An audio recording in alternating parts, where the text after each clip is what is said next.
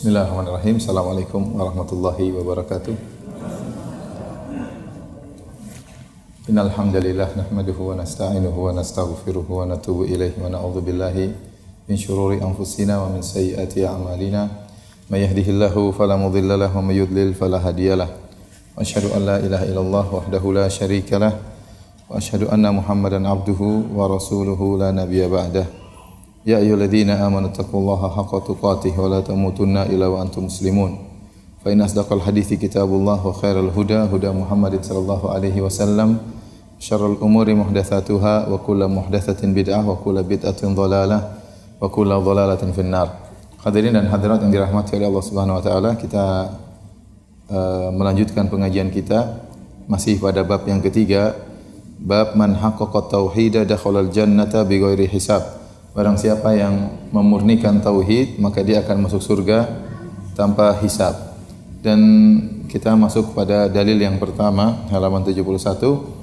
Inna Ibrahima kana ummatan qanitan lillah hanifa wa lam yakun minal musyrikin. Sungguhnya Ibrahim adalah seorang imam yang dapat dijadikan teladan, lagi patuh kepada Allah dan hanif, dan sekali-sekali ia bukanlah termasuk orang yang persekutukan Allah Subhanahu wa taala. Di sini tatkala Syekh Muhammad bin Abdul Wahhab menyebutkan tentang orang yang masuk surga tanpa adab dan tanpa hisab, maka beliau mencontohkan orang tersebut di antaranya adalah Nabi Ibrahim alaihissalam. Dan Nabi Ibrahim alaihissalam adalah teladan yang masuk surga tanpa hisab, dan telah terkumpulkan kepadanya banyak sekali sifat-sifat yang mulia. Yang pertama, beliau disifati dengan ummah, karena ummatan. Padahal kita tahu umat itu adalah kumpulan banyak orang secara bahasa, tetapi terkadang diitlakkan kepada seseorang yang artinya qudwah, artinya teladan, dan tidak dikatakan orang itu dengan ummah sebagai teladan kecuali dia mengumpulkan berbagai macam sifat yang baik, ya, sifat keteladanan yang terkumpulkan pada satu orang, ya. Jadi teladan dalam banyak hal, maka dikatakan dengan istilah umat. Ada yang mengatakan Ibrahim dikatakan umat meskipun dia sendirian, ya, dia waktu itu sendirian, tidak banyak orang, cuma sendiri yang bertauhid tatkala di negerinya. Tetapi tetap dikatakan umat sebagai hiburan bagi dia bahwasanya engkau tidak bersendirian. Telah berlalu orang-orang yang bertauhid seperti engkau, dan akan datang orang-orang yang bertauhid seperti engkau, meskipun waktu itu dia sendirian di negerinya. Semuanya memusuhi dia. Negerinya, orang kampungnya, ayahnya, ya, sampai diusir dari rumah ayahnya, ya, karena dia sendiri bertauhid. Namun tetap disifati dengan umat. Ibu bin rahmati Allah Subhanahu wa taala. Kemudian di antara sifat yang kedua disifati dengan qanitan. Al-qunut artinya dawamut ta'ah, yaitu senantiasa taat kepada Allah Subhanahu wa taala. Ini menunjukkan Ibrahim begitu sabarnya dalam beribadah. Oleh karenanya Allah menyebutkan dalam Al-Qur'an, wa idza batala Ibrahim rabbuhu bikalimatin fa atammahun. Allah puji juga wa Ibrahim alladzi waffa. Kata Allah, dan tatkala Allah menguji Ibrahim dengan perintah-perintah dalam surat Al-Baqarah, Allah menguji Ibrahim dengan perintah-perintah fa atammahun. Maka Nabi Ibrahim menjalankan segala perintah-perintah tersebut, dan perintah yang Allah berikan kepada Ibrahim banyak, ujian-ujian yang besar, ya. Seperti, ya, harus meletakkan anaknya Ismail di tempat yang jauh di Mekah sementara dia tinggal di Palestina. Kemudian perintah juga harus menyembelih putranya Ismail alaihissalam, ya. Banyak perintah dia kerjakan. Di antara juga para ulama mengatakan dia diperintahkan untuk sunat padahal di usia yang sudah tua, dan dia mengerjakan perintah tersebut. Kalau tidak salah umurnya setelah 80 tahun baru beliau sunat, ya. Semua perintah yang Allah berikan kepada dia kerjakan. Maka Allah puji wa Ibrahim alladzi waffa, dan Ibrahim yang menunaikan segala perintah Allah Subhanahu wa taala. Itulah sifat dari qunut, qanitan, senantiasa taat kepada Allah Subhanahu wa taala. Kemudian di antara sifat berikutnya hanifan.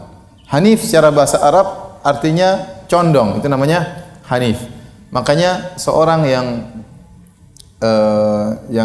yang kakinya X, ya, dikatakan al-ahnaf. Al-ahnaf. Kenapa? Dengan harapan kakinya menjadi lurus kembali. Al-ahnaf itu kakinya saling menjauh. Kaki X, ya. Maka dikatakan al-ahnaf. Dan al-ahnaf itu maksudnya adalah yang condong, bukan artinya lurus. Sebagian orang salah paham menyangka hanif itu artinya lurus. Tidak, hanif itu bukan artinya lurus secara bahasa Arab, tapi artinya condong ya. Ya, sama seperti tatkala orang-orang Arab menamakan anak yang sakit dengan Salim. Salim artinya anak yang sehat. Orang-orang Arab kebiasaannya kalau ada anak sakit mereka namakan dengan Salim. Sampai saya di Arab Saudi demikian juga, kalau kita bawa anak ke rumah sakit di posyandu atau di rumah sakit puskesmas ada tulisannya Ghurfatus Salim, ruang anak sehat. Padahal anaknya apa? Sakit. Sama. Orang yang ahnaf yang apa namanya? Yang kakinya dikatakan ahnaf. Orang yang kakinya bengkok sebenarnya namanya ahnaf, itu kakinya bengkok ya. Jadi ahnaf itu maknanya adalah bengkok. Maksudnya apa? Condong menuju tauhid, menjauhi kesyirikan. Dia bukan hanya sekedar lurus, tapi bahkan dia menjauh dari kesyirikan. Dia menjauh dari kesyirikan, menjauh sejauh-jauhnya. Makanya Nabi Ibrahim tatkala berdoa, dia berdoa wa junubni, jauhkanlah aku, wa bani an na'budal asnam. Ya Allah, jauhkanlah aku dari keturunanku dari penyembahan terhadap berhala. Jadi doanya bukan ya Allah, bukan hanya sekedar hindarkanlah aku dari kesyirikan, tapi jauhkanlah aku. Jauhkanlah aku dari kesyirikan. Dan Ibrahim paling anti dengan kesyirikan. Makanya disifati dengan hanif, yaitu jauh dari kesyirikan. Dia tidak mau serempet-serempet kesyirikan sama sekali. Nah, seorang juga berusaha harus demikian. Kalau ada nyerempet kesyirikan, hendaknya dia jauhi. Itu namanya hanif, benar-benar jauh dari kesyirikan menuju kepada tauhid. Jangan sampai condong-condong kepada kesyirikan. Kemudian kata Allah Subhanahu wa taala, "Walam yaku minal musyrikin." Dan dia tidak pernah sama sekali berbuat kesyirikan. Dan ini sudah pernah kita bahas, Nabi Ibrahim tidak pernah mencari Tuhan karena dia tidak pernah berbuat kesyirikan sama sekali. Ya, sudah sejak kecil dia sudah di atas fitrah. Kalau seandainya dia pernah berbuat kesyirikan, Allah tidak akan mengatakan walam yaku minal musyrikin. Walam yaku minal musyrikin secara bahasa artinya sama sekali tidak pernah berbuat apa? Kesyirikan. Sama sekali tidak pernah termasuk dari golongan orang musyrik. Maka Nabi Ibrahim sejak awal sudah di atas fitrah dan menyeru kepada tauhid. Kemudian kata Allah di antara sifatnya, ayat berikutnya, ayat selanjutnya dari ayat tersebut, syakiran li an'umih, yaitu yang senantiasa mensyukuri nikmat-nikmat Allah Subhanahu wa taala. Perhatikan halaman 73 saya bacakan. Firman Allah an'um adalah jamak taksir dari wazan af'ul. Ini yang ngerti bahasa Arab ya, yang merupakan salah satu dari 4 wazan timbangan jam'ul qillah, yaitu jamak yang menunjukkan bilangan dari 3 hingga 10. Yaitu Ibrahim bersyukur dengan seluruh kenikmatan yang Allah berikan kepada beliau, bahkan atas nikmat-nikmat yang sedikit, apalagi terhadap nikmat-nikmat yang banyak. Jadi tatkala Allah mengatakan syakiran li an'umi, syakiran itu senantiasa bersyukur atas an'um. An'um itu nikmat-nikmat yang sedikit. Jadi beliau ini sallallahu alaihi salam senantiasa bersyukur atas segala nikmat. Bahkan nikmat-nikmat kecil pun beliau syukuri, apalagi nikmat-nikmat yang besar. Kita seringnya hanya ingat kepada Allah tatkala kita mendapatkan nikmat-nikmat yang besar. Nikmat-nikmat yang kecil yang kita rasakan tiap hari sebenarnya bukan kecil juga, tapi nikmat besar namun seakan-akan suatu perkara yang sudah biasa. Ya. Banyak nikmat yang kita rasakan sehari-hari, seperti kita bisa melihat, ya, kita bisa mendengar, jantung kita masih berdetak, kita masih bisa bernafas, kita masih bisa buang air dengan lancar misalnya ya. Banyak kenikmatan yang seakan-akan itu sudah kenikmatan harian. Sebenarnya itu kenikmatan yang diperbarui oleh Allah Subhanahu wa taala. Bukan yang berlanjut, tapi tiap hari Allah perbarui kenikmatan tersebut kepada kita. Namun kita merasa tidak ada yang baru, kita merasa itu sudah kewajiban Allah sama kita. Kayaknya seperti itu ya. Kayaknya ya sudah memang begitu dari sananya. Padahal tidak demikian. Padahal tiap hari Allah memperbaharui nikmat yang Allah berikan kepada kita. Ada saatnya Allah berhentikan nikmat tersebut, kepala kita pusing, mata kita sakit, ya. Ada saatnya Allah berhentikan nikmat tersebut, tahu-tahu kita susah buang air, tahu-tahu kita merasakan kesulitan, tahu-tahu rezeki kita diberhentikan, ya. Jadi apa yang kita rasakan tiap hari berupa nikmat kesehatan, berupa nikmat rezeki, itu kenikmatan yang Allah perbaharui setiap hari. Setiap hari kalau kita bangun kemudian engsel kita terasa gampang untuk kita gerakan, itu nikmat yang Allah perbarui hari ini. Bukan yang sudah dari sananya, tidak ada dari sananya. Tapi Allah perbaharui apa setiap hari. Makanya dalam hadis disebutkan, ya, kullu sulama, ya, kata Nabi dalam hadis ya, bahwasanya setiap sendi-sendi dalam tubuh kita ini wajib bagi seorang anak Adam untuk bersedekah. Dan kita tahu kita ada 360 sendi, ya. Setiap hari kita harus wajib bersedekah. Kenapa? Karena Allah membuat engsel-engsel kita ini mudah untuk digerakkan. Berarti tiap hari kata Nabi SAW, dan cukup itu semuanya dengan 2 rakaat salat duha. Berarti 2 rakaat salat duha itu salah satu bentuk bersyukur kepada Allah atas engsel-engsel kita yang bisa bergerak dengan baik. Dan itu tiap hari. Dan itu tiap apa?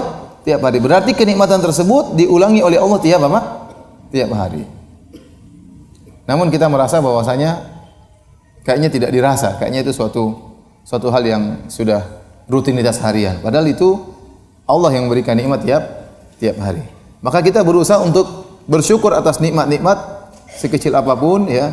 Dalam hadis kata Nabi sallallahu alaihi wasallam, "Innallaha la yarda an 'abdihi idza akala aklah fayahmadallah 'alaiha." Allah ridha, Allah suka dengan seorang hamba jika dia makan makanan kemudian dia memuji Allah. Wa idza syariba syarbah an yahmadallah 'alaiha. Dan kalau dia minum maka dia pun memuji Allah Subhanahu wa taala. Artinya dia pun memuji Allah tatkala selesai makan dia puji Allah, tatkala selesai minum dia memuji Allah. Allah suka, berarti hamba ini tahu menghargai nikmat Allah Subhanahu wa taala. Oleh karena ibu, bapak yang rahmatillah subhanahu wa taala sering lupa. Maka saya pernah sampaikan, seorang ulama ada yang pernah mengatakan, kalau Anda supaya tidak lupa dengan nikmat Allah, sekali-sekali Anda bangun di pagi hari, tutup mata Anda, kemudian pergi ke toilet, cari di mana macam-macam, mencari sikat gigi, odol di mana ya, mana untuk cukur ini, alat cukur ya. Nanti tahu-tahu sikat gigi pakai alat cukur kan bahaya. Betapa nikmatnya pandangan yang Allah berikan kepada kita. Cuma kita sering gunakan untuk apa? Maksiat. Oleh karena para hadirin hadirat rahmatillah subhanahu wa taala, di antara sifat Nabi Ibrahim, dia bersyukur kepada Allah bahkan atas nikmat-nikmat yang kecil. Dia merasakan itu nikmat dari Allah Subhanahu wa taala. Berbeda dengan kebanyakan manusia yang mereka baru merasakan syukur kepada Allah tatkala merasakan nikmat-nikmat yang besar. Padahal nikmat-nikmat tersebut yang dia rasakan sehari-hari adalah nikmat dari Allah Subhanahu wa taala, bukan datang dengan sendirinya. Ya, bukan datang dengan sendirinya. Taib. Karena memiliki 5 sifat ini, maka Allah pun memberikan dia anugerah. Kata Allah, ijtabahu, Allah pilih dia menjadi seorang rasul, wa hadahu ila siratim mustaqim, maka Allah menunjukkan dia kepada jalan yang lurus. Wa atainahu fid dunya hasanah, yaitu kami berikan dia kebaikan di dunia. Kata para ulama, yaitu dia dipuji, diagungkan di seluruh agama. Jadi Ibrahim ini adalah tokoh yang dicintai oleh kaum Nasrani, kaum Yahudi dan kaum muslimin. Semuanya mencintai Nabi Ibrahim alaihissalam. Ini adalah balasan yang Allah berikan kepada Nabi Ibrahim alaihissalam, karena dia sendirian waktu dicaci maki oleh umatnya, oleh kaumnya. Ya. Kalau Nabi Muhammad SAW masih banyak pengikutnya, Nabi Ibrahim tidak, sendirian dia. Dia sendirian di negerinya. Melawan satu kampungnya, bayangkan ya, sendirian bertauhid ya. Orang bisa goyang kalau cuma sendirian. Jangan-jangan saya yang salah ini, semua orang lain saya ikut sendiri. Tapi Ibrahim tidak, dia sendirian dan dia cuek, dia tidak peduli. Ya, mungkin dicerca oleh mereka, tapi sekarang Allah berikan dia ya zikrul hasan, yaitu senantiasa dikenang dengan kenangan yang baik. Wa innahu fil akhirati laminas salihin. Dan di akhirat dia akan termasuk orang-orang yang saleh, penghuni surga. Kemudian kata Allah, "Tsumma auhayna ilaika an ittabi' millata Ibrahim hanifa." Lalu kami wahyukan kepada engkau wahai Muhammad, ikutlah ajaran Ibrahim yang hanif, yang condong dari kesyirikan menuju tauhid. Wa ma kana minal musyrikin, dan dia tidak pernah termasuk dari orang-orang yang musyrik. Jadi saking hebatnya Ibrahim, maka Ibrahim dijadikan teladan bagi Nabi sallallahu alaihi wasallam. Nabi disuruh untuk ikut siapa? Ibrahim. Luar biasa. Allah tidak menyebutkan nabi-nabi yang lain ya. Allah tidak menyebutkan nabi-nabi yang sebelum Nabi Ibrahim. Nabi-nabi yang lain juga hebat, tetapi Ibrahim luar biasa. Makanya tidak ada yang dijadikan kekasih oleh Allah kecuali 2 nabi, Ibrahim dan Muhammad. Kata Allah Subhanahu wa taala, "Wattakhadallahu Ibrahim khalila." Allah menjadikan Ibrahim sebagai kekasih. Dan Nabi Muhammad SAW mengatakan, "Innallaha takhadhani khalilan kama takhadha Ibrahim khalila." Allah telah menjadikan aku sebagai kekasihnya sebagaimana Allah telah menjadikan Ibrahim sebagai kekasihnya. Walau kuntu muttakhidan khalila min ummati lattakhadtu Abu Bakrin khalila. Kalau saya boleh mengambil kekasih dari umatku, aku akan mengangkat Abu Bakar sebagai kekasihku. Walakin sahibukum khalilur rahman. Tetapi aku, sahabat kalian ini adalah kekasih Allah Subhanahu wa taala, kata Nabi sallallahu alaihi wasallam. Karena luar biasa Nabi Ibrahim ini ya. Kita kisahnya luar biasa, diuji pada perkara-perkara yang sangat dia cintai. Saya tidak bisa bayangkan bagaimana dia menikah dengan Sarah. Kemudian ya puluhan tahun tidak punya anak. Kemudian tiba-tiba dia menikah dengan Hajar, Allah kasih anak. Sudah puluhan tahun dia menikah. Setelah punya anak terus disuruh pergi, bawa jauh, suruh taruh di Mekah. Anak yang dia tunggu selama ini puluhan tahun, puncak kecintaannya kepada anak tersebut yang dia nanti-nantikan ternyata disuruh taruh di tempat jauh. Dia pulang tidak bawa anak, sudah tinggal lagi sama istrinya Sarah. Nanti baru kemudian Sarah melahirkan Ishak. Tapi bayangkan anak tunggu puluhan tahun kemudian taruh di Mekah jauh ya, kemudian pulang balik ke istrinya tanpa ada anak sama sekali. Kemudian setelah anaknya sudah dewasa ya. Ya. Alamma balagha ma'ahu sa'ya, tatkala anaknya sudah mulai dewasa dan mulai membantu ayahnya, tiba-tiba disuruh untuk nyembelih sang anak. Di mana sang ayah puncak-puncaknya cinta kepada sang anak. Tatkala sang anak sudah kita katakan jadi orang, sudah bisa bekerja, sudah bisa membantu ayahnya, sementara ayahnya sudah berumur sekitar 100 tahun. Ya, tahu-tahu sang anak disuruh sembelih oleh Ibrahim. Dan anak yang disuruh sembelih ini Ismail anak soleh. Wah, anak kurang ajar aja kita mau sembelih, tak nggak enak. Apalagi anak yang soleh. Yang soleh luar biasa, taatnya luar biasa disuruh sembelih. Tapi Ibrahim jalanin semua, tidak protes sama sekali. Tidak protes sama sekali. Dan ini kisahnya tersendiri. Intinya, ya Ibrahim ini adalah ya tokoh yang sangat luar biasa. Maka dipuji oleh seluruh agama baik Nasrani maupun apa? Yahudi maupun kaum muslimin. Tetapi kata Allah Subhanahu wa taala, ya maka kana Ibrahimu Yahudiyan wala Nasraniyan walakin kana hanifan muslima wa ma kana minal musyrikin. Ibrahim bukanlah Yahudi, Ibrahim bukanlah Nasrani, tapi adalah hanifan muslima, yaitu yang beragama Hanif dan dia seorang muslim dan dia tidak pernah syirik sama sekali. Makanya Nabi Muhammad sallallahu alaihi wasallam sebenarnya diperintahkan oleh Allah untuk mengikuti agama Ibrahim. Makanya dalam buku yang lain, dalam buku Kasyfus Syubhat, Syekh Muhammad bin Abdul Wahhab, penulis buku kitab tauhid ini mengatakan yujaddidu lahum dina abihim. Bahwasanya Ibrahim Muhammad ini diutus oleh Allah Subhanahu wa taala untuk memperbaharui kembali agama nenek moyangnya Ibrahim. Karena Ka'bah yang bangun siapa? Ibrahim. Di atas tauhid kemudian terjadi kesyirikan, maka tugas Nabi Muhammad SAW adalah memperbaiki kembali apa yang telah diajarkan, diletakkan oleh nenek moyangnya Ibrahim alaihissalam. Taib, itu sisi pertama, dalil pertama tentang orang yang masuk surga tanpa adab dan tanpa hisab adalah contohnya Nabi Ibrahim alaihissalam. Adapun dalil kedua, lihat halaman 73 bagian atas, kata Allah Subhanahu wa taala, walladzina hum bi rabbihim la yusyrikun.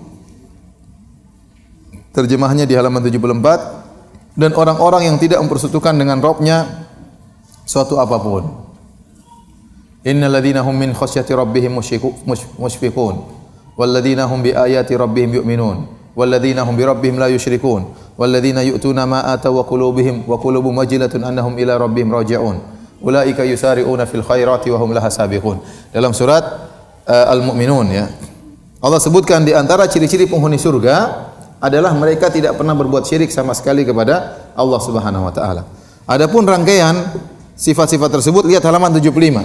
Halaman 75. Ini sifat-sifat penghuni surga. Kata Allah, "Innal ladzina hum min khasyati rabbihim musyfiqun." Itu orang-orang yang takut kepada Rabb mereka.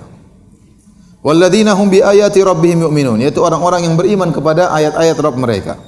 Walladzina hum bi rabbihim la yusyrikun, dan orang-orang yang tidak berbuat syirik kepada Allah Subhanahu wa taala.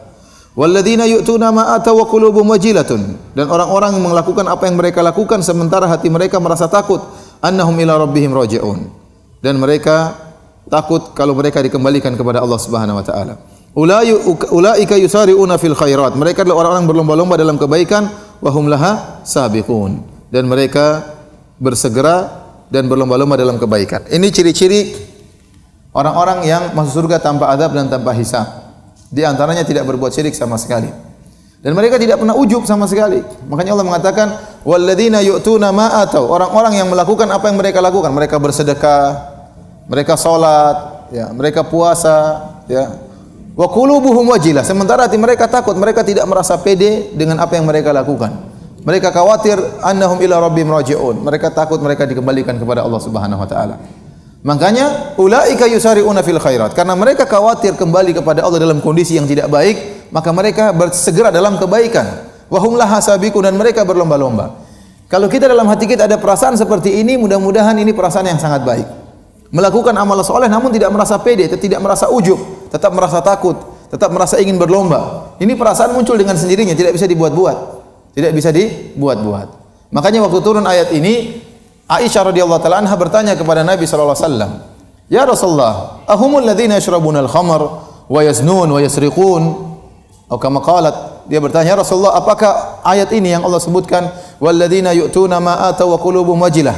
Orang-orang yang mereka lakukan apa yang telah mereka lakukan sementara hati mereka ketakutan.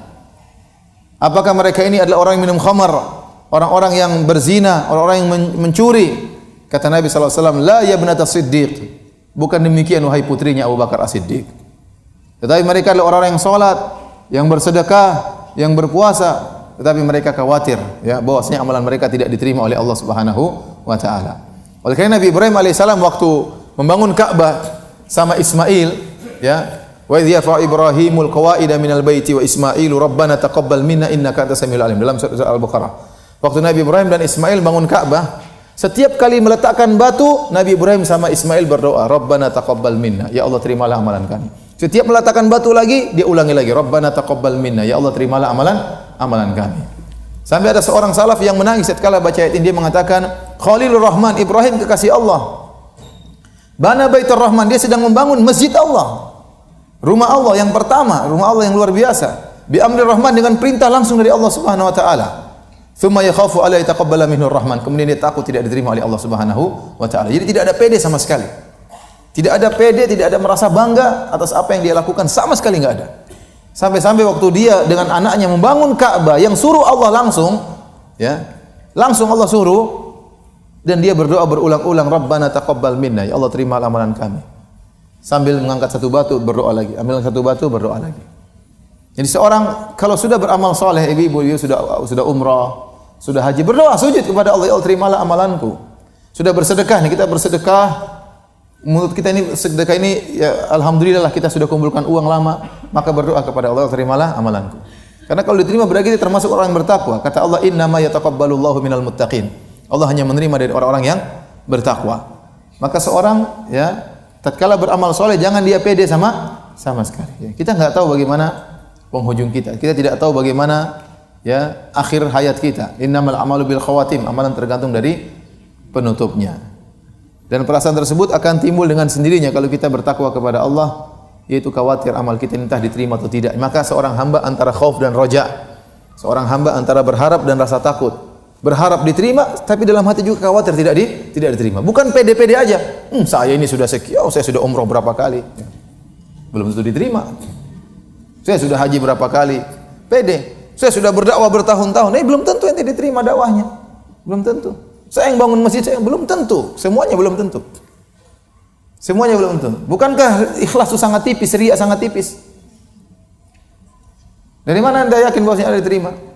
Lihat Nabi Ibrahim alaihissalam saja tidak pede. Padahal dia begitu ikhlasnya luar biasa, kekasih Allah. Ente kekasih Allah, bukan kekasih Allah jelas. Enggak tahu. Kekasih istrimu ya. Nabi Ibrahim kekasih Allah saja tidak pede dengan apa yang dia lakukan. Dan ini tahap yang tinggi, seorang terus meningkatkan imannya, sibuk berkhalwat dengan Allah, baca Al-Quran, salat malam, beristighfar sampai dia pada tahapan seperti ini. Bosnya tidak pede dengan apa yang dia lakukan. Inilah salah satu ciri dari orang yang masuk surga tanpa hisab. Kalau ibu bisa sampai pada derajat tersebut, bapak-bapak sekalian, maka itu luar biasa. Di antara cirinya dia semangat untuk beribadah karena dia khawatir yang awal tidak diterima maka dia ibadah lagi. Dia khawatir yang awal tidak terima, siapa tahu yang kemarin belum terima mungkin yang ini diterima. Dia semangat. Maka saya nasihati kepada diri saya dan kepada para hadirin hadirat. Kalau terbetik dalam diri kita ada keinginan beribadah, lakukan, jangan tunda-tunda. Tiba-tiba ada orang, siapapun kita lihat, kita kasihan, ya. Udah ada duit kasih, jangan tunda-tunda. Jangan apa? Tunda-tunda ya. Jangan tunda-tunda, nanti kita menyesal. Ini mumpung kita dikasih hidayah oleh Allah, terbuka hati kita ingin berinfak. Seringnya kita pelit. Tiba-tiba Allah buka hati kita, kita kasihan lihat orang, kita ingin berinfak, kasih, jangan tunda-tunda.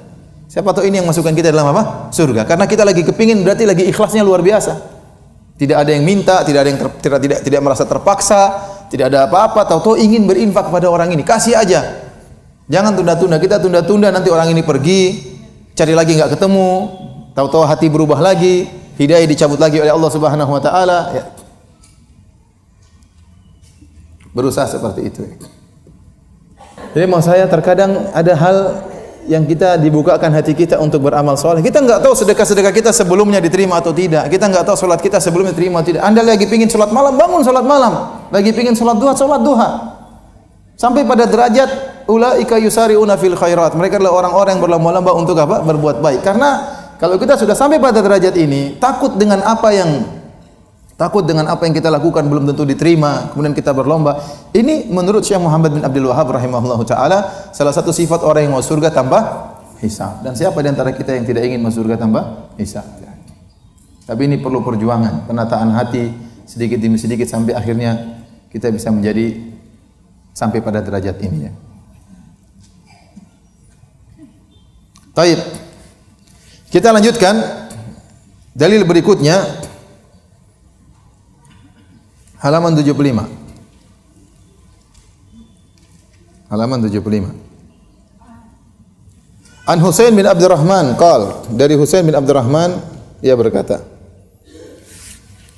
Ini kita masih jilid 1 enggak habis-habis ya. Jilid 2 sudah terbit insyaallah ya. Sama 6 bab juga. Kita baru bab keberapa? Bab ketiga. Berarti jilid 2 sudah sampai bab 12 ya, sudah selesai. Nanti kalau saya ada waktu lagi saya tulis lagi jilid yang ketiga. Enggak tahu kapan kita selesai jilid pertama.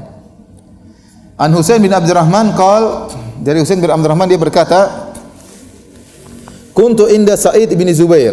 Sa'id bin Jubair, bukan Zubair, Sa'id bin Jubair. Suatu hari aku berada di sisi Sa'id bin Jubair. Faqala ayyukum alladhi ra'al kawkab alladhi qadha al-bariha. Siapa di antara kalian yang melihat bintang yang jatuh semalam? Qultu ana. Kata Husain bin Abdurrahman, saya tadi malam lihat bintang jatuh. Tsumma qultu, kemudian aku berkata, ama inni lam akun fi sholatin. Saya lihat bintang jatuh tetapi saya tidak sedang tidur. Malam tersebut saya tidak sedang sholat, maksudnya saya melihat bintang jatuh berarti saya tidak tidur. Saya ulangi, saya melihat bintang jatuh, saya tidak tidur, tapi saya tidak tidurnya bukan karena sedang sholat malam. Ama inni lam akun fi sholatin walakinni ludiktu, tapi saya tidak tidur karena saya begadang, karena saya disengat kalajengking. Makanya saya tidak bisa tidur, karena tidak bisa tidur akhirnya lihat bintang yang jatuh. Kemudian Sa'id bin Jubair bertanya, "Fama sona'ta? Apa yang kau lakukan setelah kau disengat binatang berbisa, kalajengking?" Aku berkata, "Irtaqaitu, saya pun minta untuk diruqyah." Dia bertanya lagi, "Wa ma hamalaka ala dzalik? Apa yang mendorongmu untuk meruqyah dirimu?" Ya. Perhatikan ibu di sini, ini bagaimana para salaf dahulu mereka sangat tidak ingin dipuji. Jangan sampai diduga dia melakukan suatu amalan yang tidak dia lakukan, tidak boleh itu. Jangan sampai kita ingin dipuji dengan sesuatu yang tidak kita miliki. Dalam hadis kata Nabi sallallahu alaihi wasallam, "Al-mutasyabbi' bima lam yu'tah kalabisi thawbai zur." Orang yang bergaya dengan apa yang tidak dia miliki, sungguhnya dia memakai dua pakaian kedustaan. Pertama, dia mendustai ya, dirinya dan dia mendustai orang lain. Dia tahu dia tidak seperti itu tapi dia mendustai dirinya sendiri.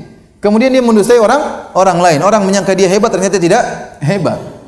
Jangan biasakan diri kita seperti itu, ciri orang tercela, itu ciri orang-orang munafik sama ciri-ciri orang Yahudi. Yuhibbuna an yuhmadu bima lam yaf'alu. Mereka suka dipuji dengan apa yang tidak mereka lakukan. Jadi terkumpul pada dia dua kedustaan, kemudian terkumpul pada dia dua dosa. Ya, dosa pertama, dosa dusta, dosa kedua, dosa riya. Ingin dipuji dengan sesuatu yang tidak dia lakukan. Wong kita lakukan saja, jangan sampai minta dipuji, apalagi sesuatu yang tidak kita lakukan. Nah, kebiasaan para salaf dahulu, kalau mereka tidak tidur malam berarti mereka sholat malam. Ini kebiasaan mereka.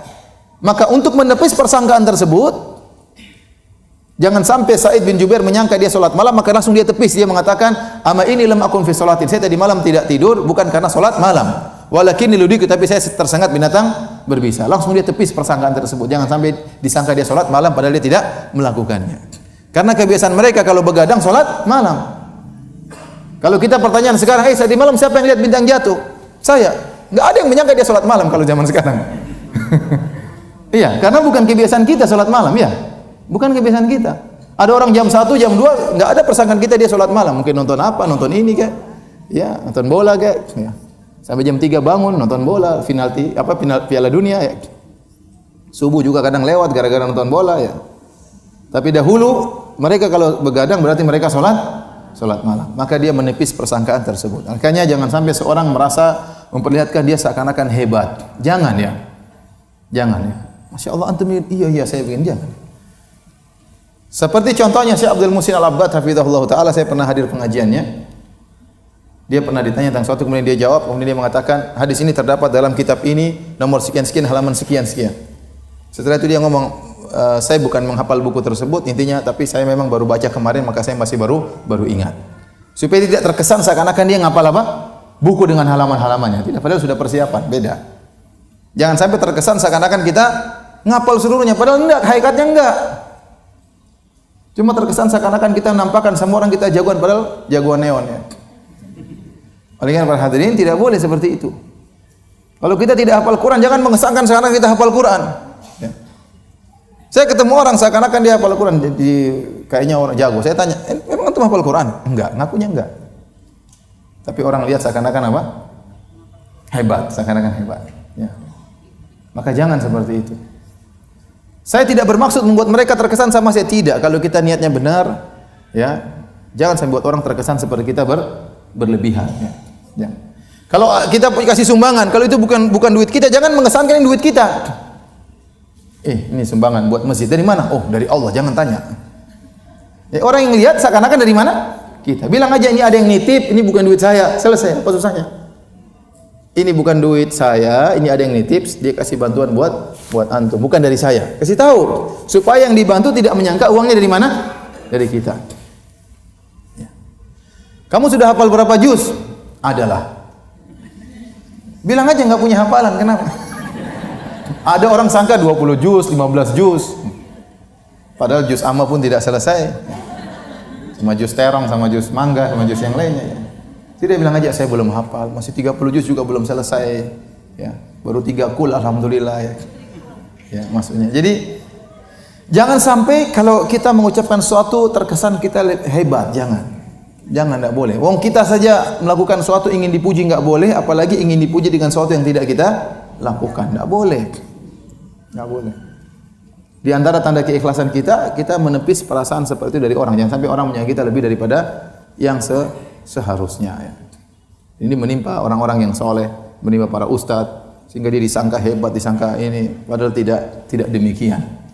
Oleh karena para hadirin hadirat yang Allah Subhanahu wa taala, maka dia mengatakan, "Ama inni lam akun fi salatin." Saya tidak sedang salat. Begadang malam hari, walakinni ludiktu, tapi saya sedang disengat binatang berbisa. Maka Sa'id bin Jubair bertanya, "Wa ma sana'ta?" Apa yang kau lakukan? Ini biasa. Ngobrol di antara mereka. Kata dia, "Irtaqaitu," saya minta untuk diruqyah. Sa'id bin Jubair bertanya lagi, "Wa ma hamalaka ala dzalik?" Apa yang membuat engkau untuk minta diruqyah? Apa dalilmu? Kira-kira demikian. Apa dalilmu? Ini biasa. Seorang diskusi tanya dalilnya apa? Ada enggak dalilnya? Ya. Jangan langsung bilang kamu tidak percaya sama saya. Ya. Saya ini kan kiai, saya ini kan ustaz, masa enggak percaya sama saya? Kalau ada tanya dalil, kita bilang ada dalilnya. Mana? Saya lupa, tapi saya akan carikan misalnya. Enggak usah angkuh, kemudian enggak usah apa? Sombong ya. Tanya dalil, orang berhak untuk bertanya tentang dalil. Ada yang ngajarin amalan-amalan, tanya dalilnya ada atau tidak. Kalau enggak ada, ya bilang enggak ada. Kalau ada. Maka dia mengatakan, qala haddatsani an Buraidah bin Husayb qala la ruqyata illa min ainin aw humatin. Ya, ada dalilnya. Sebuah hadis yang disampaikan oleh Al-Buraidah bin Husayb, dari Nabi sallallahu alaihi wasallam, di mana Nabi bersabda, la ruqyata illa min ainin aw humatin. Tidak ada ruqyah yang ampuh kecuali karena penyakit ain, mata jahat, atau karena sengatan binatang berbisa.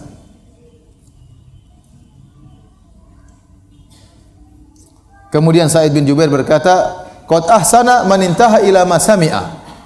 Kata beliau, sungguh telah berbuat baik orang yang telah mengamalkan apa yang telah didengarnya.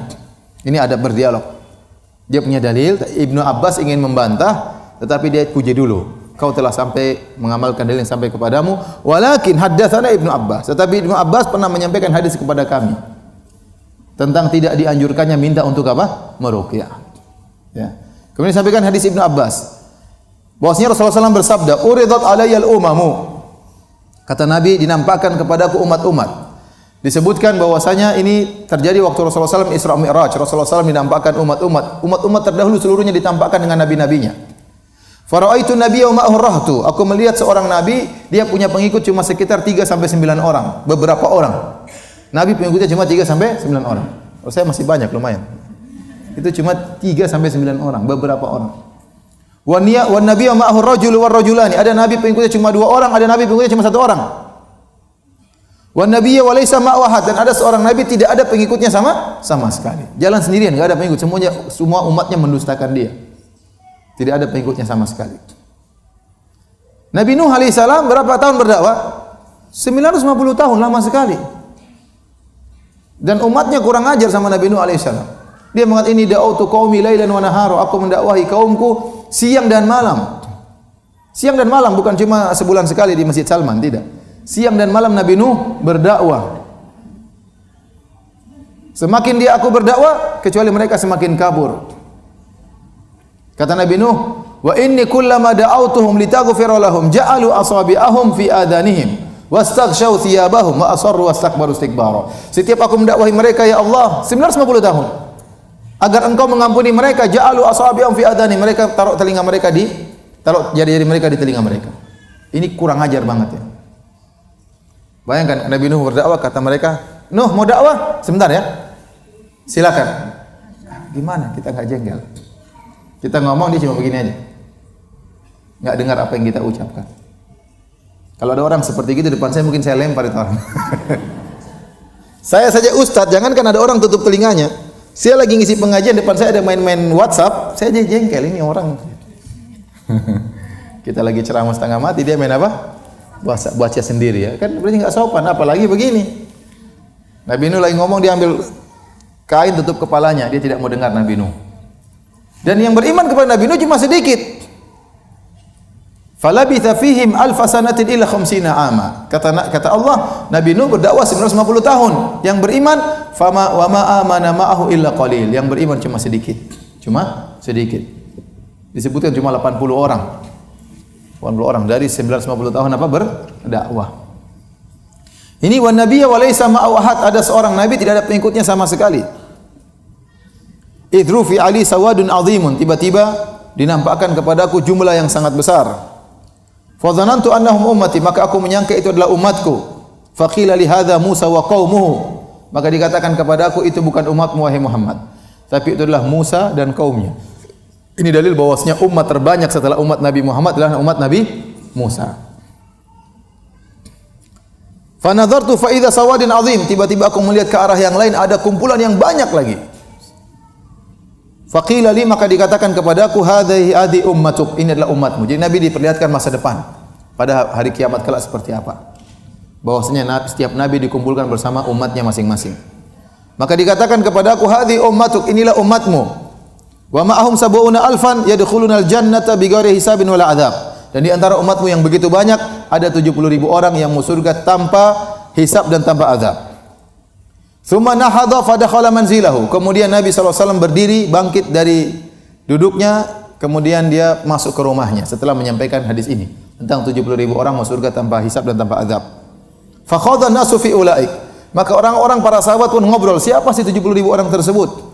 Fa qala ba'dhum, sebagian mereka berkata, fala'allahumul ladzina sahibu Rasulullah. Mungkin 70.000 orang tersebutlah orang-orang yang bersahabat dengan Nabi, yaitu kaum Muhajirin yang menemani Nabi dari awal, dari Mekah sampai ke Madinah, teman-teman dekat Nabi sallallahu alaihi wasallam. Mungkin mereka yang masuk surga tanpa azab, tanpa hisab. Wa qala ba'dhum, yang lain berkata, fala'allahumul ladzina wulidu fil Islam falam yusyriku billahi syai'a. Kata mereka, mungkin yang masuk surga tanpa azab dan tanpa hisab adalah orang-orang yang sejak lahir sudah Islam, kemudian tidak pernah berbuat syirik sama sekali. Wa dzakaru asya'a, kemudian mereka menyebutkan dugaan-dugaan yang lain. Perhatikan di sini para sahabat waktu ngobrol, siapa 70.000 orang ini? Sebagian mereka mengatakan itu para sahabat Nabi. Berarti mereka memang mengagungkan para sahabat Nabi sallallahu alaihi wasallam, terutama para sahabat dari kaum Muhajirin yang menemani Nabi sejak awal Islam Nabi sallallahu alaihi wasallam. Kemudian yang kedua, tafsiran mereka itu orang yang masuk Islam tidak pernah berbuat syirik sama sekali. Berarti mereka tahu bahayanya apa? Kesyirikan, dan mereka tahu kemuliaan orang yang tidak berbuat syirik. Namun ternyata dua tafsiran ini keliru. Kalau dua tafsiran ini benar, sudah kita enggak masuk ya. Kita bukan sahabat Nabi sallallahu alaihi wasallam ya. Tapi sahabat antum sekalian nih.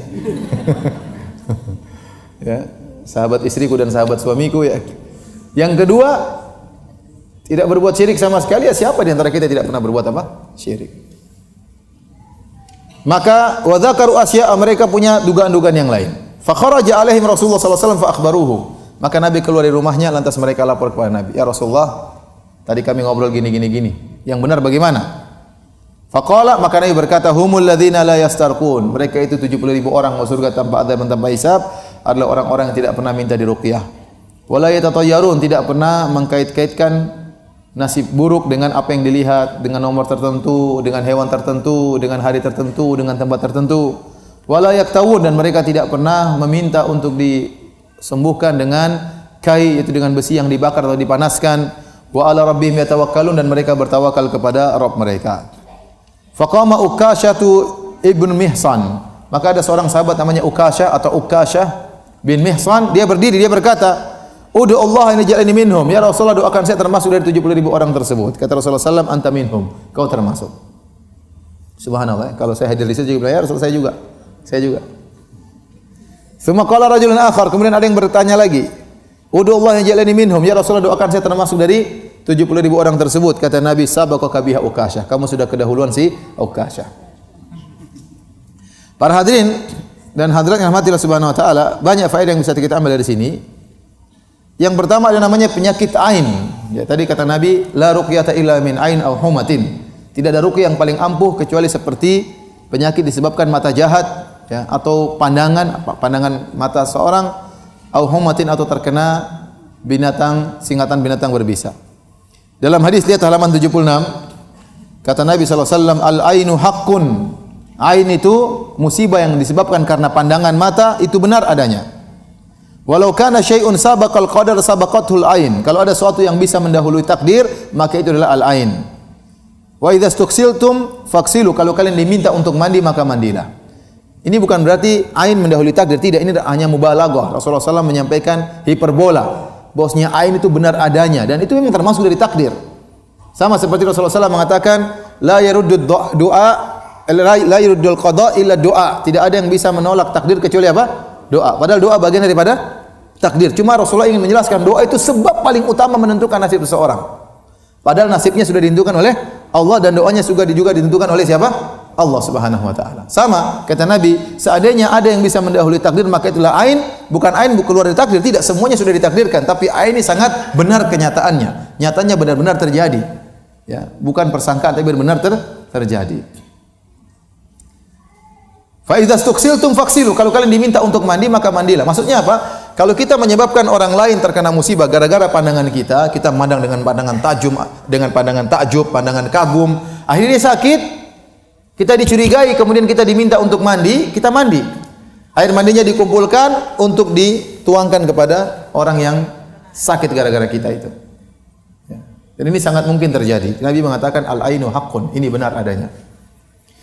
Lihat halaman 77, dalam satu riwayat, iktasala Abi Sahal bin Hunayf bil Kharrar. Ada seorang sahabat, kata ayahku namanya Sahal bin Hunayf, sedang mandi di tempat namanya Al-Kharrar. Al-Kharrar ini ada yang mengatakan suatu tempat di kota Madinah. Fanaza'a jubbatan kanat alaihi, maka dia pun membuka bajunya. Wa Amir bin Rabi'ah yanzur. Ada seorang sahabat lain namanya Amir bin Rabi'ah melihat badannya Sahal bin Hunayf. Dan dia orang sangat putih. Wa kana Sahlun rajulan abyad. Dan Sahal, lelaki ini, sahabat ini adalah seorang yang tubuhnya putih, kulitnya bagus. Hasan al-jildi, kulitnya bagus. Qala, maka Amir bin Rabi'ah berkata, "Ma ra'aitu kal yaumi wala jilda adra." Aku tidak pernah melihat kulit terindah seperti hari ini. Bahkan tidak ada kulit gadis yang seperti indahnya seperti ini. Dia kagum dengan lihat apa? Kulit sahabat tersebut. Fa wuika Sahlun makana, maka Sahlun pun terkapar tatkala itu langsung. Terkapar kesakitan. Kenapa? Gara-gara pujian yang tidak disertai dengan apa? Doa kepada Allah Subhanahu wa taala. Jadi kagum. Jadi pandangan musibah itu bisa terjadi karena pandangan hasad, bisa juga karena pandangan apa? Kagum. Bisa pandangan hasad, bisa pandangan kagum. Fa wuika Sahlun makanahu, maka Sahal pun jatuh terkapar tatkala itu, fashtadda wa'quhu, dan semakin keras sakitnya. Fa utiya Rasulullah sallallahu alaihi wasallam fa ukhbira anna Sahlan wuika. Maka Nabi didatangkan, dikabarkan kepada Nabi bahwasanya Sahal sakit. Wa annahu ghairu ra'ih, dan dia tidak bisa pergi bersama engkau wahai Rasulullah. Fa atahu Rasulullah sallallahu alaihi wasallam, maka Rasulullah pun datang kepada Sahal yang sedang sakit. Fa akhbarahu Sahal. Sahal cerita, tadi saya begini, saya lagi mandi, tahu-tahu ada Amir bin Rabi'ah ngomong demikian, akhirnya saya terkapar. Kemudian Rasulullah SAW berkata, alama yuqtalu ahad ayaqtulu ahadukum akhahu alla barakta. Kenapa salah seorang dari kalian mencelakakan saudaranya? Kenapa dia tidak berdoa keberkahan tatkala kagum terhadap saudaranya? Innal aina haqqun. Sungguhnya musibah yang terkena akibat pandangan mata itu benar adanya. Tawaddu' lahu, berwudulah untuk dia. Maka fatawaddu' ala Amir bin Rabi'ah. Amir bin Rabi'ah tadi akhirnya dia berwudu, kemudian airnya dikumpulkan sisa wudunya, ya. Bahkan dalam sebagian riwayat, ya, dimasukkan juga di bawah di bagian dalam pinggangnya, airnya dikumpulkan, baru kemudian ditumpahkan kepada siapa? Sahal bin Hunayf, maka dia pun sembuh. Dalam riwayat yang lain, fa amara Amiran ayatawadda, maka Nabi memerintahkan Amir untuk berwudu, fa ghassala wajhahu wa yadayhi ila al-mirfaqain, maka dia mencuci mukanya, cuci tangannya sampai ke kedua lengannya, wa rukbataihi, kemudian dia cuci juga kedua lututnya, wa dakhilata izarihi, kemudian dia masukkan air di bagian pinggangnya, kemudian dikumpulkan airnya, wa amarahu an yasubba alaihi, kemudian diperintahkan air tersebut dituangkan kepada Sahal bin Hunayf, ya, maka dia pun sembuh. Makanya bisa jadi kita tidak berniat buruk, tapi kita mungkin lagi datang ke rumah teman, kita kagum lihat anak teman kita, cantiknya luar biasa, atau gantengnya luar biasa, atau putihnya luar biasa, atau pintarnya luar biasa, kita pandangan dengan pandangan khusus, bisa jadi kita merasakan pandangan takjub sama anak ini, kita lupa mengatakan tabarakallah ahsanul khaliqin, Allah yubarik fi, lupa kita, masya Allah tabarakallah, kita lupa ngomong demikian, tahu-tahu dia sakit, maka kalau kita merasa itu sebab kita, maka kita berwudu, kita antar air tersebut, tolong coba tuangkan pada anakmu, khawatir gara-gara saya. Atau kalau orang tuanya mencurigai kita, tadi kayaknya nggak ada apa-apa, setelah si fulan datang kok sakit, ya. Jangan-jangan kena ain dia, coba kita minta dia agar mandi, kumpulkan airnya. Maka kalau kita dimintai mandi, kita harus mandi. Jangan kita bilang ente suudzon, ente curiga, saya enggak apa-apa kok. Enggak boleh. Kata Nabi, fa idza stughsiltum faghsilu. Kalau kalian diminta untuk mandi, maka mandilah. Ya bisa jadi memang karena kita, bisa jadi karena kita. Kita enggak tahu, gara-gara pandangan kita yang luar biasa kagum sama anak ini, akhirnya anak ini pun sakit. Ada anak pintar tiba-tiba bisa bodoh kan gara-gara kita, gawat. Ada orang gemuk tahu-tahu kempes gara-gara kita kan. Oh, itu banyak yang mau kalau begitu kenain. Jadi para hadirin hadirat yang dirahmati Allah Subhanahu wa taala, itu namanya al-ain. Bisa disebabkan karena pandangan hasad, dan bisa juga disebabkan karena pandangan takjub. Pandangan apa? Kagum, sementara orang yang mandang lupa untuk mengucapkan tabarakallahu ahsanul khaliqin, atau Allah yubarik fik, atau masya Allah tabarakallah, barakallahu alaik misalnya, dan seterusnya. Tapi di antara faedah yang bisa kita ambil juga, ya, bahwasanya meminta untuk diruqyah adalah perkara yang mubah, perkara yang boleh minta untuk diruqyah, tapi mengeluarkan seorang dari 70.000 golongan. Karena 70.000 golongan yang mau surga tanpa azab dan tanpa hisab ini adalah golongan spesial. Sudah pernah kita jelaskan kemarin, dia bukan hanya meninggalkan yang haram, bahkan yang makruh pun dia tinggalkan. Dia bukan hanya melakukan yang wajib, bahkan yang sunnah-sunnah pun dia tinggalkan. Minta ruqyah makruh, dia boleh, itu makruh, tapi tidak haram, ya. Tetapi seorang kalau ingin termasuk 70.000 golongan, maka jangan dia minta ruqyah kepada orang lain, ya. Adapun kalau meruqyah orang, atau ada orang datang nawarin untuk ruqyah, maka enggak apa-apa. Yang makruh kalau minta. Kalau kita meruqyah orang enggak apa-apa, kata Nabi sallallahu alaihi wasallam, man istata'a minkum an yanfa'a akhahu falyaf'al, halaman 81. Barang siapa di antara kalian yang mampu untuk beri manfaat kepada saudaranya, maka lakukanlah, ya. Karena tatkala ada seorang sahabat berkata, "Ya Rasulullah, arqi, ya Rasulullah, bolehkah saya meruqyah?" Kata Nabi, barang siapa yang mampu beri manfaat kepada saudaranya, lakukan. Ini berarti pengobatan. Dokter kalau ikhlas dapat pahala banyak, orang yang meruqyah juga kalau ikhlas dapat pahala banyak, karena dia mengobati. Ruqyah adalah bagian dari apa? Pengobatan. Apalagi orang terkena sihir. Ya Allah, sihir itu kurang ajar benar. Saya punya teman sekarang ada istrinya sakit-sakitan. Ya, dia mencurigai pembantunya. Karena pembantunya ngancam sebelum pergi. Sekarang jadi kurus kering. Makanya memang benar penyihir itu dibunuh harusnya apa? Haddus sahir darbatun bisayf, ya. Apa hukuman bagi penyihir adalah dipenggal, harusnya dipenggal. Karena bikin gelisah banyak orang. orang disantet, orang ini terpisah antara suami dan istri, ribut antara kakak dan adik, antara anak dengan orang tua gara-gara apa? Sihir. Ya.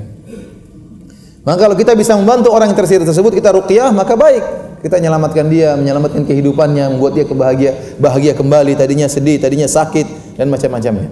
Ya. Tidak mengapa kalau kita meruqyah atau ada orang datang menawarkan untuk meruqyah kita, tidak jadi masalah. Yang makruh adalah kalau kita minta apa? Ruqyah. Kenapa kalau kita minta ruqyah seakan-akan kita meminta, seakan-akan hati kita terkait bahwasanya yang menyembuhkan orang ini. Maka kita berusaha tidak minta untuk diruqyah. Tetapi para ulama mengatakan seperti Syekh bin Baz rahimahullahu taala, ya. Kalau dalam kondisi terdesak, maka tidak mengapa dia minta ruqyah. Lihat perkataan Syekh bin Baz halaman 83, saya nukilkan. Walakinil istirqa la yamna'u kaunahu minal sab'in wal istirqa talabu ruqyah. Akan tapi meminta ruqyah tidak menghalangi seorang termasuk dari 70.000 orang. Wal istirqa talabu ruqyah, istirqa adalah minta ruqyah. Wa idza da'atil hajatu ila hadza fala ba's. Kalau ada keperluan mengharuskan kita minta ruqyah tidak mengapa. An-Nabi sallallahu alaihi wasallam amara Aisyah an tastarqi. Nabi pernah nyuruh Aisyah untuk minta ruqyah. Dan Nabi tidak mungkin menyuruh Aisyah keluar dari 70.000 golongan. Dan Aisyah sangat dicintai oleh Nabi sallallahu alaihi wasallam, bahkan nanti satu surga dengan Nabi sallallahu alaihi wasallam, jadi istri Nabi sallallahu alaihi wasallam. Wa amara ummu auladi Ja'far, yaitu dan Nabi juga pernah menyuruh ibunya anak-anaknya Ja'far, yaitu sahabiyah Asma binti Umais radhiyallahu anha, untuk meminta ruqyah agar meruqyah anak-anaknya Ja'far, karena Ja'far setelah meninggal, Ja'far bin Abi Thalib dalam perang Mu'tah, anak-anaknya kurus-kurus. Nabi lihat ini kenapa anaknya kurus-kurus? Coba diruqyah, suruh minta ruqyah. Nabi suruh dia minta apa? Suruh ibunya untuk minta ruqyah. Berarti dalam kondisi terdesak kita boleh, enggak jadi masalah. Hukum asalnya minta ruqyah makruh dan bisa mengeluarkan orang dari 70.000 golongan. Tapi kalau dalam kondisi terdesak boleh. Karena Nabi pernah menyuruh Aisyah untuk minta apa? Ruqyah, pernah menyuruh Asma binti Umais juga minta ruqyah. Sama seperti hukum asalnya kita minta bantuan orang juga makruh, enggak boleh. Asalnya kita kerjakan sendiri, jangan minta sedikit-sedikit minta bantuan sama orang. Minta makan sama orang enggak, tapi kalau dalam kondisi terdesak tidak ada makanan sama sekali, dalam kondisi kita susah, maka kita boleh minta bantuan sama orang, bahkan minta boleh. Karena dalam kondisi apa? Terdesak. Seperti waktu ada wanita datang kepada Aisyah radhiyallahu taala anha, kemudian minta makan. Aisyah melihat rumahnya tidak ada apa-apa, cuma satu butir korma, maka Aisyah kasih sebutir korma tersebut kepada wanita ini. Dia minta, kenapa? Dia kelaparan. Lantas dia membelah korma tersebut, diberikan kepada dua putrinya. Maka Nabi memuji wanita ini. Nabi menyatakan orang seperti ini bisa masuk surga. Kenapa? Karena sabar merawat kedua putrinya. Nabi tidak mencela. Kenapa dia minta-minta? Karena memang dalam kondisi apa? Terdesak. Paham? Jadi kita bukan kebiasaan kita minta-minta tolong. Tidak boleh. Seorang berusaha jalanin sendiri. Ya. Seorang berusaha jalanin sendiri. Ya. Tetapi dalam kondisi tertentu, kalau dia memang tidak bisa, sesekali dia minta tolong tidak jadi masalah. Sama. Bukan kebiasaan kita minta diruqyah. Tapi dalam kondisi terdesak, seorang boleh minta ruqyah. Ini pendapat Syekh bin Baz rahimahullahu taala dan pendapat sebagian ulama. Yang lebih utama kita tidak minta ruqyah sama sekali, ya.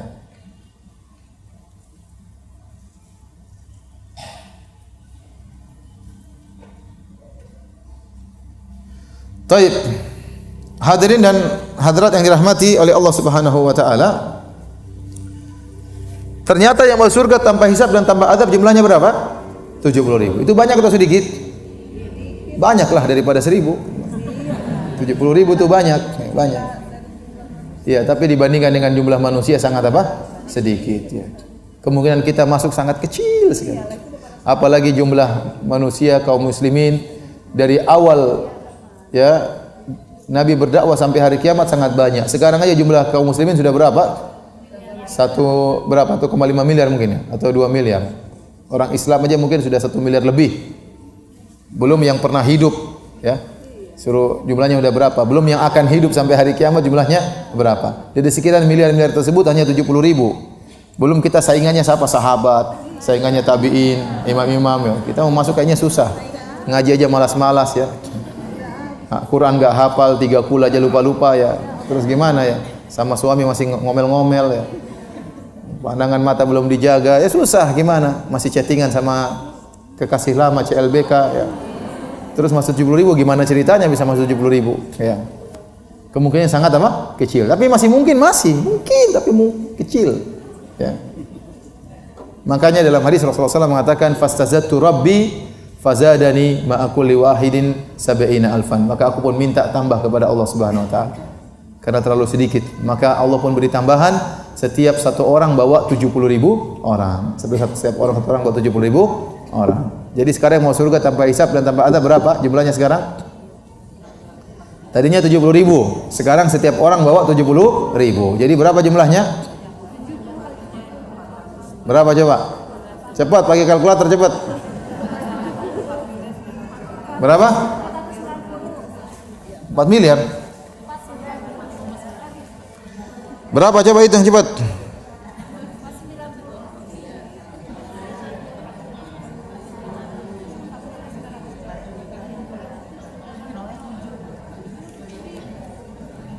Empat nolnya jadi berapa? 4 nolnya jadi berapa? 8. Berarti 4 miliar 900 juta. Lumayan ya? Benar? Benar kan? Berapa jumlahnya sekarang yang masuk surga tanpa hisab, tanpa hisab dan tanpa azab? 4 miliar 900 juta? Salah. Siapa tahu yang berapa jumlah yang benar berapa? Matematikanya nggak beres semuanya. Saya ulangi, berapa yang masuk surga tanpa hisab dan tanpa azab?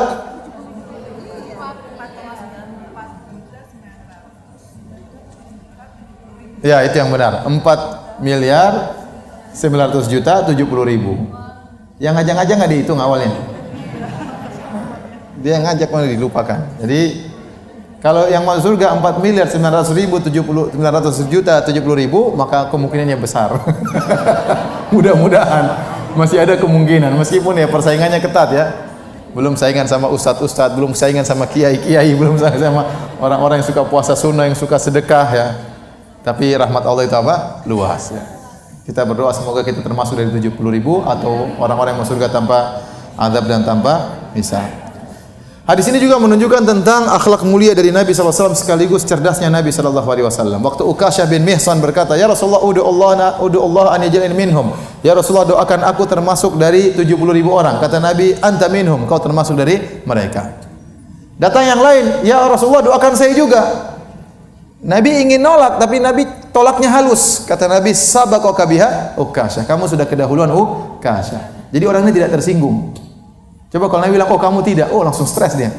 "Oh kamu tidak," waduh selalu tidak hijau. Kalau Nabi bilang, "Kamu juga," nanti yang lain, "Saya juga." Maka untuk menutup itu semua, Nabi jawab dengan jawaban yang cerdas. Kata Nabi, "Kamu sudah kedahuluan siapa?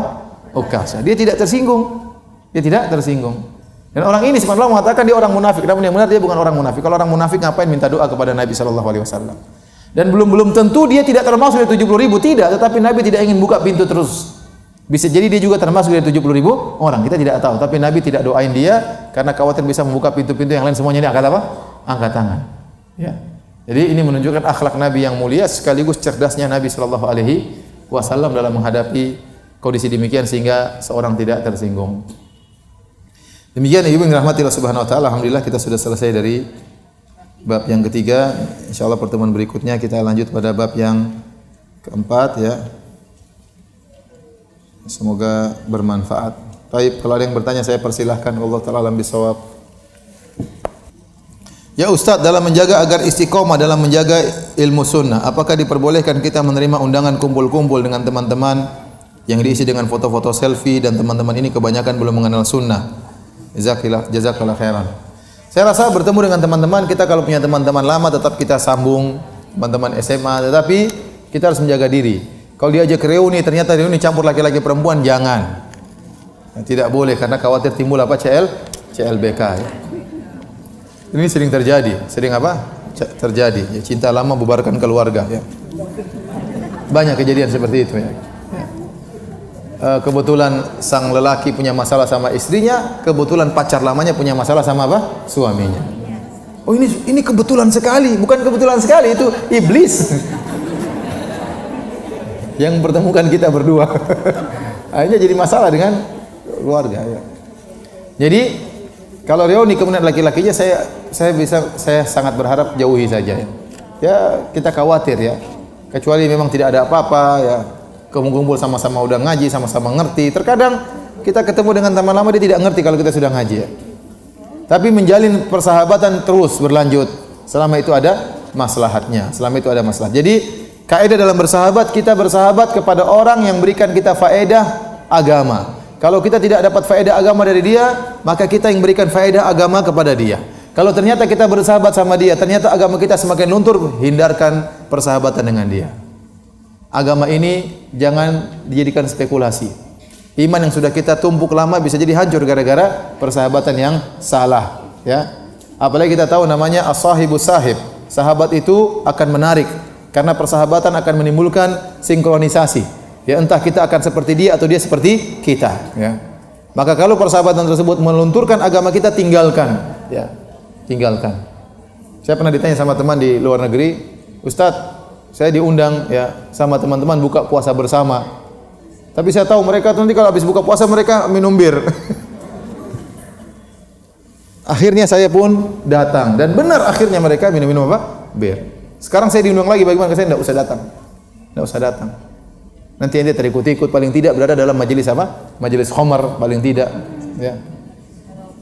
Belum yang lainnya. Oleh karenanya kalau ternyata kumpul-kumpul tersebut menimbulkan mudarat bagi agama kita, maka kita tolak dengan cara yang halus, ya. Aduh, saya enggak bisa kalau acara seperti itu. Aduh, saya enggak biasa masuk di pub, saya enggak biasa karaokean, ya. Aduh, nanti suami saya enggak suka. Gitu aja, dengan ada secara halus tetapi ada nasihat sekaligus. Tunjukkan bahwasanya kita kurang suka dengan seperti itu. Tidak usah malu-malu. Apakah penyakit ain bisa dari penglihatan memandang foto? Saya tidak tahu, wallahu alam bisawab. Adapun pengalaman bisa jadi terjadi pengalaman, ya. Dan ini memang ditakutkan oleh sebagian teman-teman. Kemarin saya menghadiri acara pernikahan beberapa waktu yang lalu, beberapa bulan yang lalu. Benar-benar mewanti-wanti ikhwan tersebut, jangan ada foto-fotoan. Dia khawatir apa? Terkena ain, ya. Bisa jadi terjadi, tapi adapun apakah jadi kaidah umum saya tidak tahu, wallahu alam bisawab, ya. Tapi apakah mungkin terjadi? Sebagian mengatakan terjadi karena pengalaman dia, tapi pengalaman dia tidak bisa dijadikan dalil secara umum, ya. Dulu saya suka ke dukun, meyakini suatu yang dukun katakan, bahkan menahan emas berlian di tubuh susuk kali ya. Apakah boleh bertobat, beristighfar dan tidak melakukan lagi tanpa kembali ke dukun? Iya, jangan ke dukun lagi, beristighfar, ruqyah diri, ya, ruqyah diri. Ya, jangan ke dukun itu lagi. Allah insyaallah Maha, tidak boleh ke dukun lagi, ya. Kita ruqyah diri kita, mudah-mudahan bisa keluar. Kalau enggak keluar ya sudah, mau diapain, ya. Tapi kita bertobat kepada Allah Subhanahu wa taala.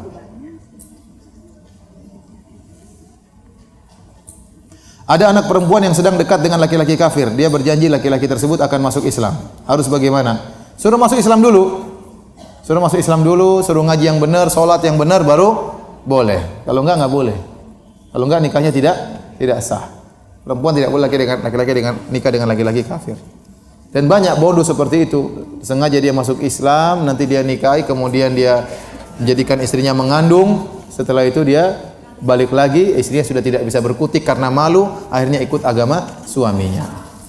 Jadi dua syarat putri kita pun harus agamanya benar. Yang kedua itu laki-laki harus benar juga.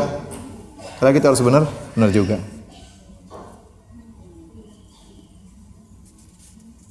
Saya punya kawan kemarin ngobrol, dia dulu non muslim, ya, Nasrani.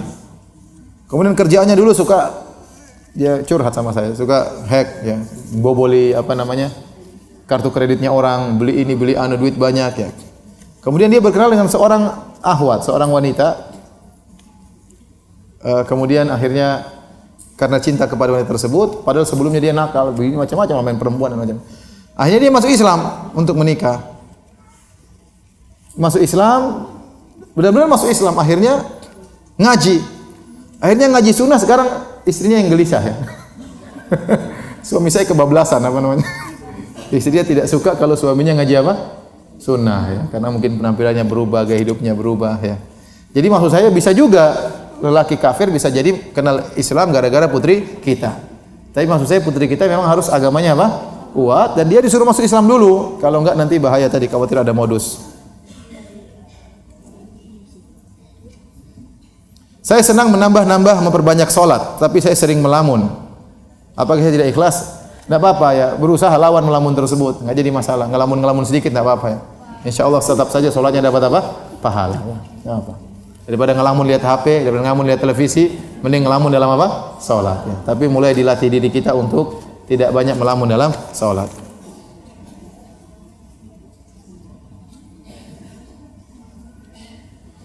Saya pernah dengar bahwa hukuman Allah atas orang-orang yang menzalimi orang lain dan durhaka kepada orang tua akan dipercepat di dunia ini. Kalau sudah dihukum di dunia, apakah akan dihukum lagi di akhirat? Iya. Dalam hadis disebutkan tidak ada hukuman yang paling berat yang segera disegerakan oleh Allah seperti hukuman memutuskan silaturahmi dan menzalimi orang lain. Beserta dengan hukuman yang Allah tunda bagi dia di akhirat. Berarti dapat hukuman 2 kali. Di dunia di mana? Di akhirat. Yang kalau seorang sudah dihukum tidak dihukum lagi di dunia seperti apa? Seperti hukum hudud. Ada orang berzina, kemudian dia dirajam mati, sudah tidak akan dihukum lagi di akhirat. Ada orang mencuri, tangannya dipotong, selesai, dia tidak akan lagi dihukum di akhirat. Tapi kalau menzalimi orang lain, ya, ada hadis khusus menyebutkan bahwasanya dia dihukum di dunia dan juga di akhirat nanti. Ustaz, air kencing kucing apa termasuk najis? Meskipun ini masalah khilafiyah, zahirnya air kencing kucing hukumnya apa? Najis. Tapi ini yang masalah khilafiyah, bukan permasalahan yang ijma'. Oleh karenanya banyak ulama besar yang mengatakan bahkan hewan-hewan yang diharamkan untuk dimakan tidak mesti najis kencingnya dan tidak mesti najis kotorannya. Di antara ulama-ulama tersebut seperti Asy-Syaukani rahimahullahu taala, dan ini zahir dari pendapat Al-Imam Al-Bukhari, ya, rahimahullah, yang Daud Al-Zahiri dan Ibnu Hajar Al-Asqalani dalam Fathul Bari menyebutkan ada khilaf dalam masalah ini. Ada khilaf dalam masalah ini. Karena kita punya kaidah usul bahwasanya al-aslu fil asya at-taharah. Hukumnya asal segala sesuatu suci. Sampai ada dalil yang menunjukkan itu apa? Najis. Apakah dalil yang menunjukkan bahwasanya ya kucing najis?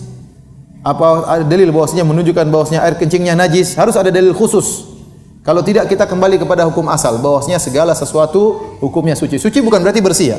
Ingat ya, suci bukan berarti bersih, tapi suci sama dengan bukan apa? Najis. Banyak perkara-perkara yang kotor tapi tidak najis. Contohnya apa namanya? Ayam busuk itu kan baunya enggak enak, tapi dia tidak najis meskipun busuk, ya. Contohnya khamar itu haram tapi dia tidak najis, ya. Contohnya mungkin ada apa namanya? Apalah, banyak yang busuk, banyak yang tidak enak tapi dia tidak najis. Contohnya kentut juga tidak najis, ya. Kalau ada kena angin kita apakah harus dicuci? Enggak kan? Artinya banyak perkara yang dia busuk dan bau tapi bukan apa? Najis. Dari situ sebagian ulama berpendapat yang benar-benar najis datang dalam hadis cuma kencing manusia. Dalam hadis kata Nabi SAW tentang 2 orang diadab oleh Allah dalam azab kubur, di antaranya wa amal akhar fakana la yastanzihu min baulihi. Adapun yang satunya dia tidak bersih tatkala cebok dari air kencingnya. Kata Imam Al-Bukhari, ini berarti menunjukkan air kencing manusia hukumnya apa? Najis. Nah, ulama Syafi'iyah mengkiaskan, berarti seluruh kencing di sini, ya, kata dia ini adalah kalimat yang umum, berarti mencakup seluruh kencing manusia dan hewan, seluruhnya hukum asalnya najis, kecuali ada dalil yang menunjukkan tidak najisnya. Maka ulama Syafi'iyah membalikan perkaranya. Berdasarkan hadis ini, min baulihi, adapun satu orang ini dia diazab di kuburan karena tidak bersih dari kencingnya, maka dipahami oleh Syafi'iyah ini mencakup seluruh kencing. Berarti hukum asal seluruh kencing hewan yang bisa dimakan atau hewan yang tidak bisa dimakan hukumnya najis, dan mereka berpendapat dengan pendapat ini. Al-Imam Al-Bukhari membantah. Imam Al-Bukhari mengatakan ini kencing bukan kencing hewan, tapi Nabi sedang berbicara tentang kencing apa? Manusia. Jadi yang hukumnya najis secara nas adalah kencing manusia. Nah, Imam Syaukani mengomentari, kalau begitu, kalau Anda ingin menjelaskan bahwasanya kencing hewan-hewan najis harus ada dalil khusus. Karena kita punya sumber hukum yang asal, segala sesuatu hukumnya apa? Halal dan suci. Paham sampai di sini enggak? Kalau menjelaskan pakai papan tulis. Antum paham ya? Makanya sebagian ulama berpendapat kalau tidak ada dalil yang menunjukkan ini khusus najis, maka tidak boleh najis.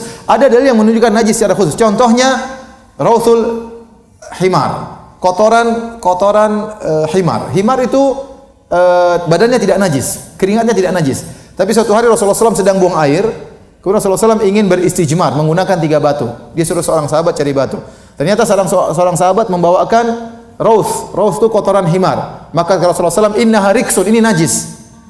Maka dari sini keumuman bahwasanya tidak najis, kita katakan kotoran himar hukumnya najis karena ada dalil khusus yang menunjukkan apa? Najis. Dan rauth itu bisa artinya kotoran himar atau kotoran begol atau kotoran kuda. Adapun selainnya tidak ada dalilnya, maka kembali kepada hukum asal bahwasanya tidak najis, ya. Di antara hal yang menunjukkan tidak semua kencing dan kotoran najis, contohnya kotoran kencing onta, kotoran kambing tidak najis. Rasulullah SAW mengatakan solu fi marabidil ghanam, salatlah di kandang kambing, dan kandang kambing pasti kambing tidak mungkin mau beol dia lari-lari dulu, dia pasti ada kotorannya lah. Ya, ternyata boleh sholat di situ. Saya tanya sama antum, kotoran kambing bau atau tidak? Bau, nggak mungkin dianggap permen, nggak mungkin ya. Tetapi tetap hukumnya tidak apa? Tidak najis.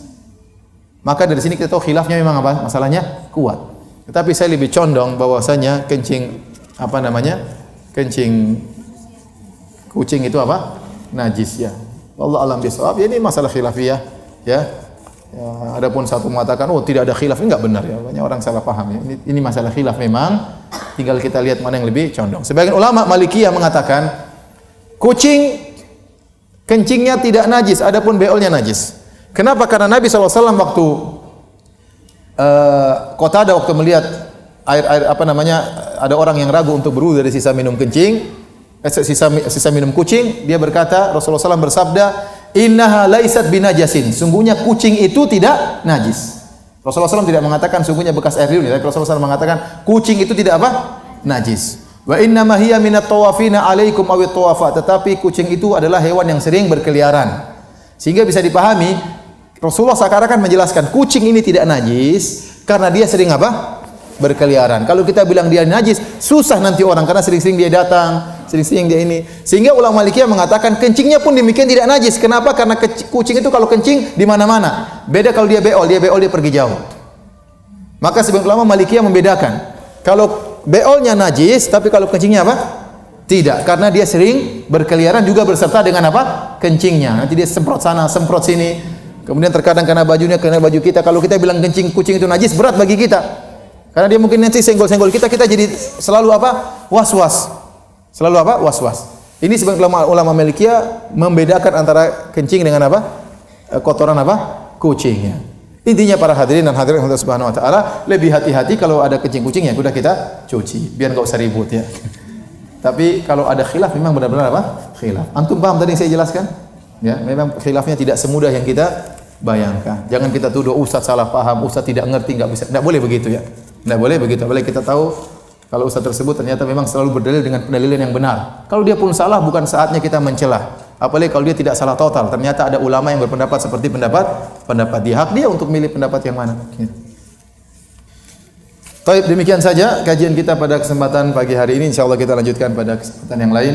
Kita buka kafaratul majlis. Subhanakallah bihamdik asyhadu an la ilaha illa anta astaghfiruka wa atubu ilaik. Assalamualaikum warahmatullahi wabarakatuh.